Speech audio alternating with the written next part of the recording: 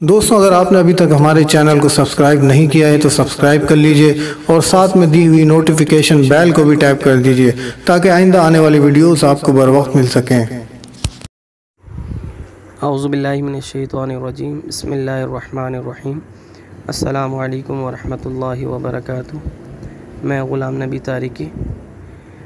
जैसा कि आप लोगों को मालूम है कि मुहर्रम हराम की आमद है और नया साल शुरू होने वाला है और मुहर्रम हराम में इन अमाल की ज़कात अदा की जाती है, जैसे कि नादी अली शरीफ, हिज़्बुल बहर शरीफ, सूरह फील, सूरह कौसर, दायरतुस सहर, चहल काफ।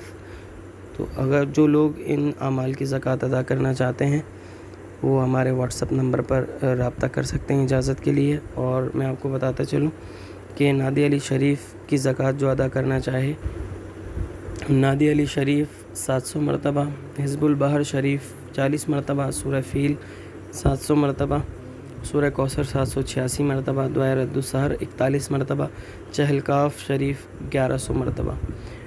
आप इसको डेली पढ़ेंगे 10 दिन तक तो इसकी ज़कात अदा हो जाएगी।